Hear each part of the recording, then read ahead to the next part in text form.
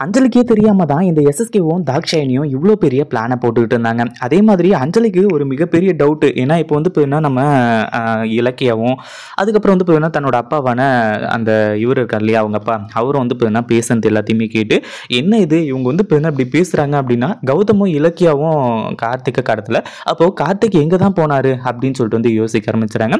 கடைசியில் தான் மிகப்பெரிய உண்மையே இந்த அஞ்சலிக்கு தெரிய வரப்போகுது. அதாவது இந்த கொஞ்ச நாள் கார்த்திகை காணோம் அப்படின்னும் போது அந்த சொத்துக்காக தான் வந்து பார்த்தீங்கன்னா இத்தனை நாளாக கார்த்திக் வேணும் அப்படின்னு சொல்லிட்டு அஞ்சலி நினச்சிக்கிட்டு இருந்தேன். ஆனால் இப்போ தான் வந்து பார்த்தீங்கன்னா உண்மையிலேயே அவளுக்கு வந்து புரிய வருது நம்ம கார்த்திகை எந்த அளவுக்கு மிஸ் பண்ணுறோம் அப்படிங்கிற மாதிரி வந்து சொல்லி அதே மாதிரி இப்போது இந்த அஞ்சலி இருந்துட்டு எஸ்எஸ்கேவோட முழு சுயரபத்தையும் பார்க்கறது மட்டும் இல்லாமல் எஸ்எஸ்கேவும் தாக்ஷாயணியும் இப்போ நேராக வந்து பார்த்தீங்கன்னா நம்ம கார்த்திக் இருக்கிற குடோனுக்கு வெளியே நின்று பேசிக்கிட்டு இருக்காங்க. அங்கே போய் வந்து பார்த்தீங்கன்னா அசாத யார் இருக்காங்க என்ன ஏது அப்படின்றத செக் பண்ணி பார்க்கும்போது தான் தெரிய வருது நம்ம கார்த்திகை உள்ள வந்து பார்த்தீங்கன்னா கடத்தி வச்சிருக்காங்க அப்படின்னு சொல்லிட்டு அதை பார்த்த உடனே வந்து அஞ்சலிக்கு என்ன பண்றது ஏது பண்றது அப்படின்னு ஒண்ணுமே புரியல. பயங்கரமான அதிர்ச்சியில் வந்து அவ இருந்துட்டு இருக்கா. இந்த வீடியோ பிடிச்சிருந்தா லைக் பண்ணுங்க ஷேர் பண்ணுங்க. இப்பதான் நம்ம சேனலுக்கு ஃபர்ஸ்ட் டைம் வரீங்க அப்படின்னா சப்ஸ்கிரைப் பண்ணிக்கோங்க.